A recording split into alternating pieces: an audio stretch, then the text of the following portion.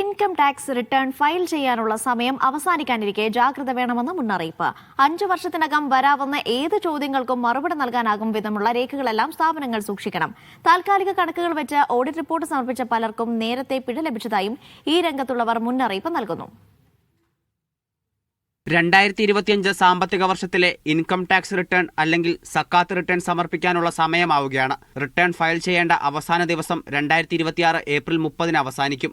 Account രേഖകൾ സൂക്ഷ്മതയോടെയും കൃത്യതയോടെയും രേഖപ്പെടുത്തി വേണം സമർപ്പിക്കാൻ. ഇൻകം ടാക്സ് റിട്ടേൺ ഫയൽ ചെയ്യാൻ വൈകുന്നവർക്ക് വലിയ പിഴയാണ് ചുമത്തുന്നത്.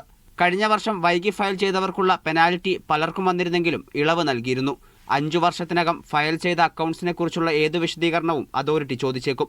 അത് കണക്കിലെടുത്ത് ബുക്സ് ഓഫ് അക്കൗണ്ട്സും അനുബന്ധ രേഖകളും സ്ഥാപനങ്ങൾ കൃത്യമായി സൂക്ഷിക്കണമെന്ന് accurate global CEO Naushad Muhammad പറഞ്ഞു.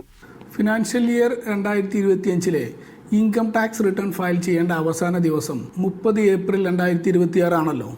ഇതിൽ പ്രത്യേകം ശ്രദ്ധിക്കാനുള്ളത് നമ്മുടെ അക്കൗണ്ട്സ് പ്രോപ്പർ ആൻഡ് ആക്യുറേറ്റ് ആയിരിക്കണമെന്നുള്ളതാണ്.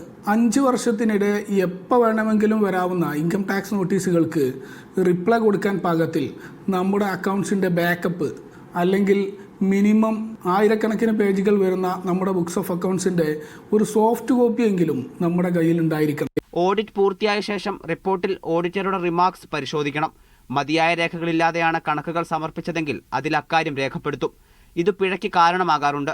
വാണിജ്യ മന്ത്രാലയത്തിന്റെ ഖവായും പോർട്ടലിലാണ് ഓഡിറ്റ് റിപ്പോർട്ട് ഫയൽ ചെയ്യേണ്ടത്. വീഴ്ചകൾക്കുള്ള പിഴ കമ്പനികളുടെ മൂലധനത്തിനും മാനേജർമാരുടെ എണ്ണത്തിനുമനുസരിച്ച് വർദ്ധിക്കും.